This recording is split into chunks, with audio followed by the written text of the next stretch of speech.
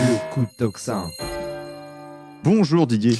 Bonjour Valentin, bonjour à tous et à toutes, hein, c'est comme ça qu'on dit maintenant, c'est à toutes. Vous avez frustré notre public. Alors journaliste, chroniqueur tocsin et chroniqueur aussi pour le média QG, eh bien on est d'accord. Vous souhaitiez revenir ce matin sur l'affaire François Bayrou, l'affaire de Betaram et ce traitement politique et médiatique. Oui, parce qu'il y a différentes dimensions dans cette affaire, qui est un véritable scandale, un scandale d'État et aussi un scandale sociétal, social et culturel, je dirais aussi, et médiatique, politique et judiciaire. Donc ça fait beaucoup de scandales en un. D'abord, je voudrais dire, la première dimension, c'est l'ampleur et la durée des faits. Ils ont commencé dans les années 50, nous sommes 70 ans plus tard, je ne sais pas si les gens se rendent compte, 70 ans plus tard, et ça a traversé comme ça les décennies, sans que personne ne s'en alarme, n'est-ce pas, tranquillement. Il y a donc tout un réseau de protection, de silence, on met ça sous le tapis, on n'en parle pas.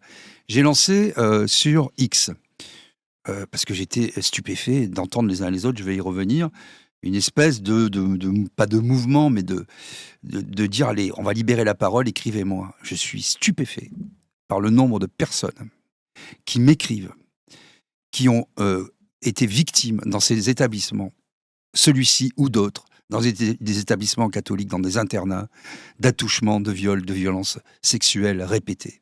Je suis sidéré par l'ampleur, par le côté terrible, poignant de ces affaires.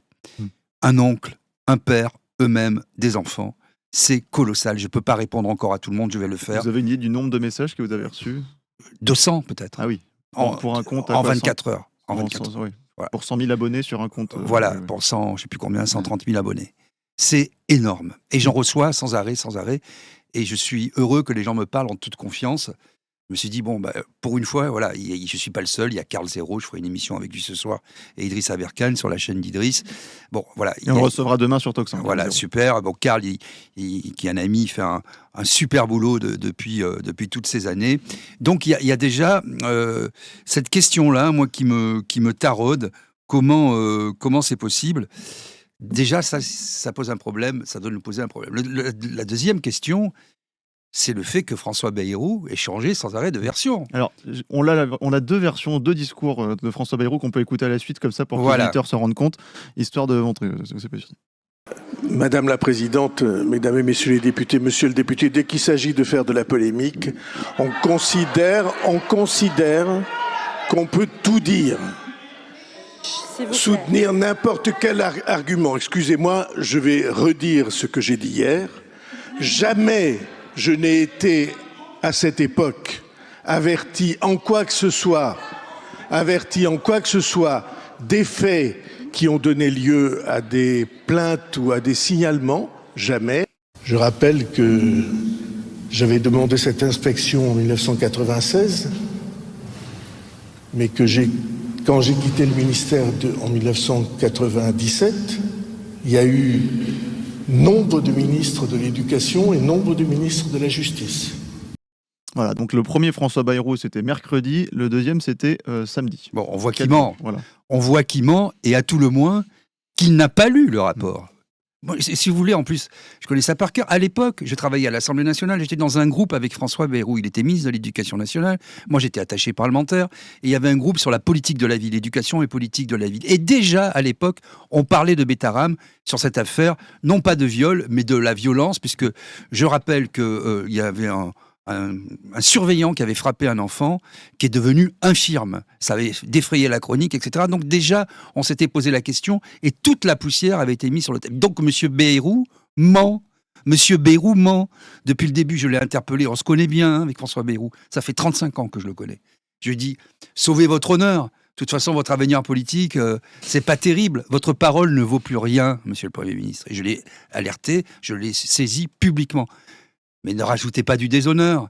Dites, on ne vous accuse pas de pédocriminalité. On vous accuse d'avoir couvert des faits répréhensibles, d'une extrême gravité, Parce que à Pau, à côté de Pau, parce que c'est l'institution, qu'il ne faut pas faire de scandale. C'est ça qu'on vous reproche. Donc dites tout ce que vous savez. Ça, c'est le deuxième point, et il est extrêmement grave. Le troisième point, et c'est peut-être le plus grave de tous, aujourd'hui, en 2025, c'est que le seul parti politique qui se soit saisi de l'affaire, c'est la France Insoumise. On ne peut pas me suspecter de ne pas avoir dit, Plus aujourd'hui. quand ça déconnait sur la France Insoumise, ce que je pensais, parce que je suis quelqu'un de libre. Et je peux saluer quelqu'un qui fait quelque chose de bien et le condamner le lendemain parce que je ne suis pas un militant et je ne suis pas encarté. Donc là, les filles, ils ont fait le job, ils font le job. Et quand j'entends Monsieur Brézé, le patron du Figaro Magazine, hier sur l'antenne d'Europe 1, ou d'autres sur CNews, etc., qui disent « Oh, mais c'est la gauche !» Ménard, qui n'arrête pas de dire « Mais c'est la gauche, vous comprenez ? C'est la gauche, moi, ma mère, et vous ne pouvez pas se mettre en pantalon parce que mon père, il ne voulait pas. C'est la gauche !» On a changé. Et qu'est-ce qu'il nous dit ? Il nous dit, en fait, que le regard a changé et que, finalement, c'est fait... Bon, on regarde à la lumière de 2025 des faits de pédocriminalité et que c'est pas bien grave finalement. Passant sous silence la commission de ces faits. Ce qui est extrêmement grave, c'est que toute la société française est couverte, je parle du bloc élitaire, est couvert ces choses-là, ces horreurs absolues. Et qu'aujourd'hui, l'incongruité, ce n'est pas que LFI se saisisse du sujet, c'est que tous les autres partis politiques ne s'en saisissent pas. Oui. Et le scandale, il est là. Tous ces gens de droite, parce que je vais mettre les pieds dans le plat ce matin, qui sont toujours à nous dire la famille, les valeurs, la société se délite, regardez, vous allez recevoir Olivia Morel, on ne peut pas vendre les enfants, mais on peut les violer les enfants. Et quand il y a un rapport qui dit, quand M. Bayrou dit « Ah mais moi, je ne savais pas le rapport à l'époque, mais moi je suis père de famille. » Vous l'avez vu le rapport ? Le Figaro en a publié des extraits avant de faire machine arrière, virage à 180 degrés.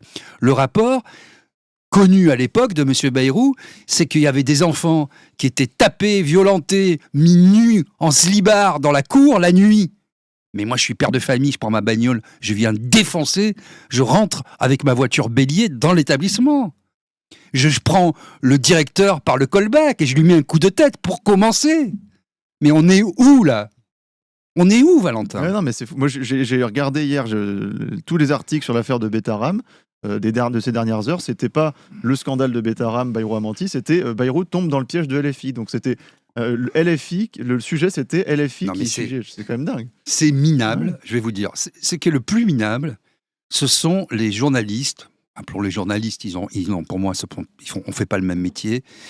Mais tous ces gens insuffisants qu'on voit sur les plateaux de télé, ils s'invitent les uns les autres dans les médias. Alors, Monsieur Brézé, il est bien. Moi, je peux en parler librement. C'est mon premier canard, le Figmag. Donc, moi, j'ai travaillé avec des gens d'une autre trempe.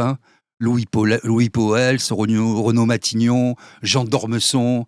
C'est pas Monsieur Brézé. Parce que le Figaro, il suffit pas de mettre un beau costume 3 pièces avec les cheveux grisonnants et l'arrêt sur le côté, et puis mettre une chemise un peu rayée comme j'ai aujourd'hui pour dire « Oh, mais moi, je suis la bonne société française ». Non, la bonne société française, les bonnes mœurs, c'est aussi dénoncer les scandales où qu'ils se trouvent. Et quand on est un vrai catholique, quand on est vraiment, quand on défend, et moi je suis un laïc dans la société publique, et chacun doit comprendre qui je suis au fond, mais moi ce que j'affiche, c'est la laïcité, point barre. Mais quand on se prétend catholique comme ça, j'ai entendu Monsieur Retailleau, carpette aussi, Monsieur Vauquier, carpette. Ils disent rien, ces gens-là, les champions de la droite traditionnelle, les champions de la naphtaline, cette droite qui pue le moisi. Et elle pue autre chose aussi, cette droite. Et je vous laisse imaginer ce qu'elle sent. Et elle sent pas bon du tout. Ces gens-là, quand on les met au pied du mur, qu'est-ce qu'ils font ? Ils se mettent le dos au mur et avec leurs petits mocassins à gland, ils balayent la poussière sous le tapis persan. Parce que, oh là là, il faut pas dire du mal des curés.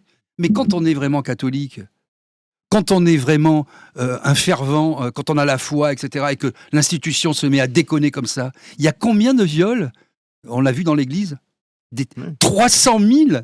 300 000. Il y a un gamin qui est violé toutes les 3 minutes en France. La pédocriminalité est devenue tellement importante dans nos sociétés.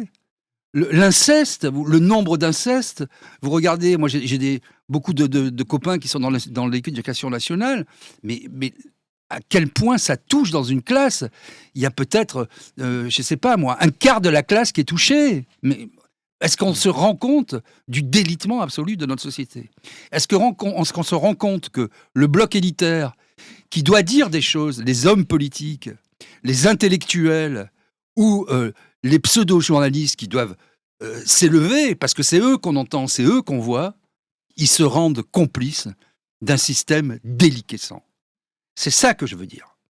Et donc, il faut que tout le monde se saisisse du sujet. C'est pour ça que moi, je me lance dans cette croisade, osons le mot, parce que ça suffit, quoi. Parce que ces gens-là, ça suffit.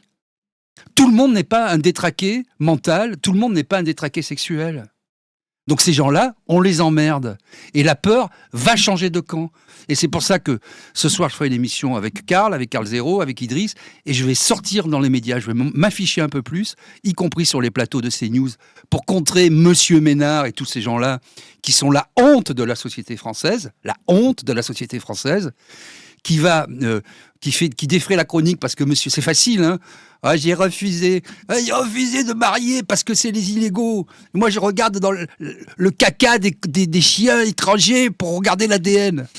Ça, c'est important. Le caca des chiens étrangers pour l'ADN bitérois, parce que les chiens de gauche font caca sur ces trottoirs. Mais quand les enfants sont violés, il nous raconte l'histoire de son père qui voulait pas voir sa mère en pantalon et qui fumait des clopes dans la R16 parce que notre regard a changé. Non, c'est pas notre regard qui a changé. C'est Monsieur Ménard qui a un problème dans sa cervelle. C'est Monsieur Ménard qui veut pas voir que des centaines, des milliers d'enfants violés et 120 plaintes aujourd'hui à Bétarame, à travers 3 ou 4 décennies, c'est un véritable scandale. Et le scandale, il est d'abord là, il est d'abord chez les fabricants d'excuses. Voilà ce que j'ai à dire. Et ça, je ne bougerai pas, vous m'entendez Valentin, d'un millimètre sur le sujet. Je vois, il y a Olivia Morel qui arrive, c'est comme sur la GPA. Il ne faut pas mettre un seul bémol, un seul dièse, un seul petit sucre dans le truc, parce que si on ouvre la porte, on justifie tout derrière. Et tout ne se justifie pas. Tout ne vaut pas tout dans notre société. Et moi, je suis stupéfait, encore une fois, que des gens de droite aujourd'hui se comportent comme des salopards. Des salopards. Voilà ce que j'ai à dire, mais ça, je le dis. Merci beaucoup, Didier Maïsso, pour ces mots très forts. Et c'est vrai que ça nous interroge, ce traitement médiatique autour de l'affaire, puisqu'on a l'impression que le cœur du sujet, c'est plus qui dénonce et pourquoi, et pour des fins politiciennes, que justement ces enfants qui ont souffert. Merci beaucoup, Didier Maïsto, je le rappelle, journaliste, chroniqueur Toxin pour le Média QG. Donc cette émission